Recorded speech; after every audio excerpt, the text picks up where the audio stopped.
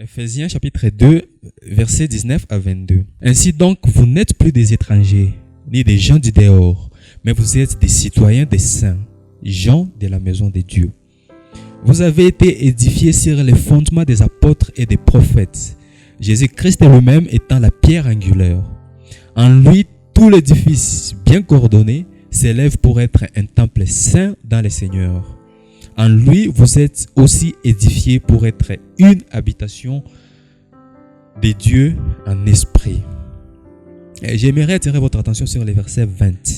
Vous avez été édifiés sur les fondements des apôtres et des prophètes, Jésus-Christ lui-même étant la pierre angulaire. Ici, quand on parle de vous, on parle de vous et moi, qui n'étions pas juifs et qu'au travers, et nous étions du coup étrangers à l'alliance de Dieu, aux promesses de Dieu, mais par la grâce de Dieu, par son amour en Jésus-Christ, manifesté en Jésus-Christ, nous avons été adoptés dans la famille de Dieu et du coup, nous avons fait partie de l'alliance de Dieu et nous avons été participants aux promesses même de Dieu. Et c'est nous dont ces passages parlent que nous avons été édifiés. Notre foi est édifiée sur les fondements des apôtres et des prophètes. Jésus-Christ lui-même est la pierre angulaire. C'est-à-dire que notre foi est bâtue sur les enseignements des apôtres, sur ce que les apôtres ont enseigné, c'est ce que les prophètes disaient.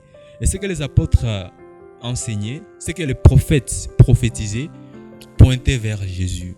Jésus lui-même n'a jamais écrit, mais les gens ont écrit sur lui et les gens ont écrit ce qu'il enseignait.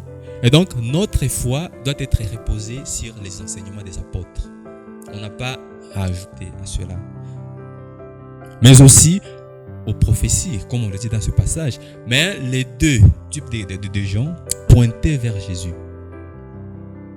Pour dire que les symboles des apôtres, d'ailleurs comme nous allons le voir, n'avaient pas été écrits par les apôtres directement. Mais les symboles des apôtres avaient été inspirés des enseignements des apôtres et des prophètes. Et donc c'est très important d'avoir cet aspect.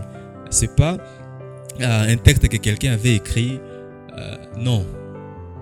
Mais c'est tiré dans les Écritures. C'est inspiré par les enseignements des apôtres. Et c'est quoi alors les symboles des apôtres? Les symboles des apôtres, c'est un texte qui contient les articles de la foi chrétienne. C'est un texte qui résume ce en quoi nous les chrétiens croyons. Donc c'est un texte qui explique clairement, mais aussi avec concision. C'est une synthèse de toute la Bible, je dirais. Des enseignements des apôtres, des enseignements que Jésus avait enseignés. Ces symboles résument toute la Bible. Les symboles des apôtres avaient été conçus au 1er siècle. Il y a encore les apôtres qui étaient encore là. Et ces symboles servaient à l'époque à aider les gens, ou disons la communauté chrétienne, à avoir une connaissance synthétisée de la foi chrétienne. Ça permettait d'unir tout le monde qui partageait la foi chrétienne.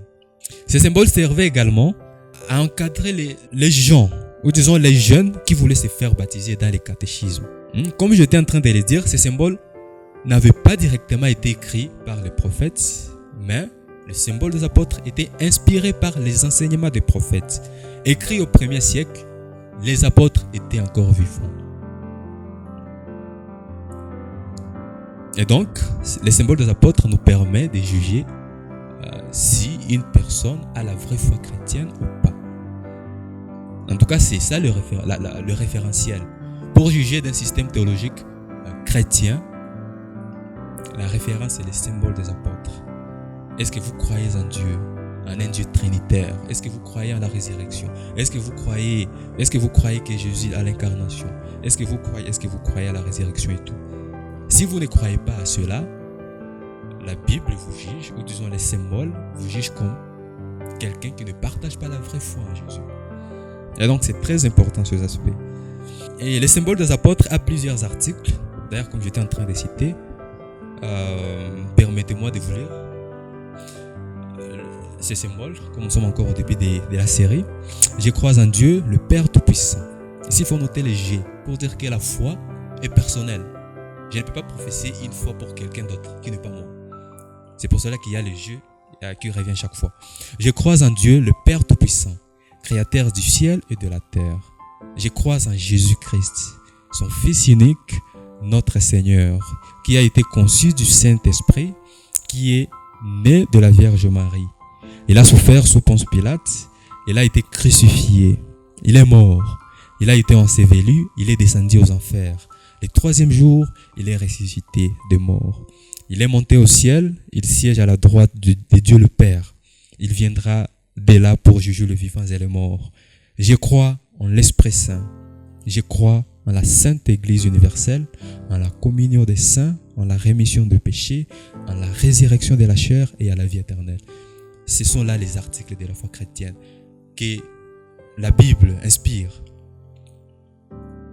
Donc, si vous refusez un de ces articles directement, vous ne professez pas la vraie foi. Et donc, c'est très important. Si on vous demandait de résumer votre foi, de dire c'est en quoi vous croyez, il faut présenter le symbole des apôtres. Ça résume tout. Je parlais des jeux qui reviennent. Pourquoi est-ce que je reviens, je crois? Parce que je ne peux qu'affirmer ma propre foi. Je ne peux pas affirmer la foi de quelqu'un d'autre. Ma propre foi seulement. Parce que la foi, c'est une initiative de Dieu. C'est Dieu qui crée la foi. Mais c'est nous qui répondons. Chacun répond personnellement. On choisit de croire ou de ne pas croire. D'ailleurs, un auteur avait écrit que la foi est personnelle.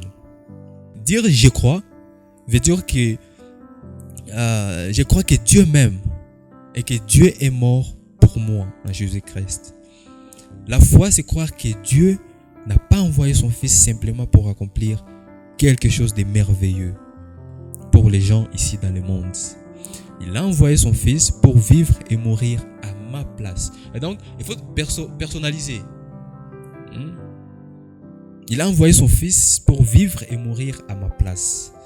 Le salut est plus qu'un concept, c'est une conviction. La vraie foi, c'est croire que je suis pardonné, je suis juste aux yeux de Dieu et je vivrai pour toujours. Et donc, il faut toujours utiliser les jeux, même quand vous lisez la Bible. Car Dieu a tant aimé le monde, car Dieu m'a aimé. Il faut personnaliser, c'est très important. Le deuxième point, c'est je crois en Dieu. C'est le premier credo dans les symboles des apôtres. Je crois en Dieu. Qu'est-ce que ça veut dire? Avant de dire ce que ça signifie, les symboles des apôtres, c'est uniquement pour les chrétiens. C'est-à-dire que si vous n'êtes pas encore chrétien jusque-là, et donc vous n'allez rien comprendre de ce que nous allons dire ici. Et ce qui le montre, c'est que le premier credo qui dit je crois en Dieu, ne cherchez pas à prouver l'existence de Dieu. Ici, c'est déjà vrai que Dieu est, qu'il existe. Et moi, alors, je crois en lui. C'est comme un peu dans Genèse, chapitre 1, verset 1. Au commencement, Dieu créa les cieux et la terre. On ne cherche pas à nous prouver si Dieu existe. Mais on part du principe que Dieu existe déjà, alors il crée. Donc, c'est pour les chrétiens que le symbole des apôtres a été conçu. Professer qu'on croit en Dieu dans les credos, il ne s'agit pas de croire en l'existence d'un Dieu. En tout cas, ce n'est pas ça. Il y a une différence entre croire en Dieu et croire à l'existence d'un Dieu. Croire en Dieu, c'est... croire à l'existence d'un Dieu, on appelle ça le déisme. C'est-à-dire, je crois qu'il y a un Dieu quelque part qui a créé le monde et qui est parti se cacher quelque part. Un jour, il viendra pour juger, amener les uns en enfer, les autres. C'est pas ça pour les chrétiens. Ils croient en Dieu, au seul vrai Dieu qui s'est révélé à travers la création, qui a parlé aux prophètes, qui a parlé par l'intermédiaire des prophètes et qui a parlé par Jésus-Christ et qui s'est révélé d'une manière spéciale dans la Bible. Donc, c'est un Dieu providentiel, un Dieu personnel, un Dieu relationnel. Et donc, ce n'est pas une croyance qui se limite à la connaissance intellectuelle qu'il existe un Dieu. Pour dire que quand on confesse les credos, le premier article, on veut dire que je crois que Dieu existe et je lui fais confiance. Donc, il y a une relation là-dessus.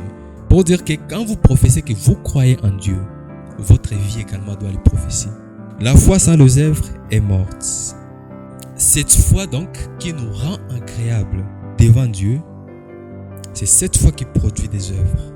C'est cette foi qui produit une nouveauté de vie, qui nous amène à vivre selon les prescriptions de ce Dieu en qui nous croyons. Cette foi nous pousse à aimer nos prochains, à aimer nos ennemis. Elle nous enseigne à ne pas nous conformer au siècle présent, à vivre comme des citoyens du royaume de Dieu, à vivre dans l'obéissance continuelle à la parole de Dieu. Cette foi nous pousse à rechercher la communion, à poursuivre la communion avec Dieu et avec les autres croyants. C'est cette foi qui nous rend agréables devant Dieu.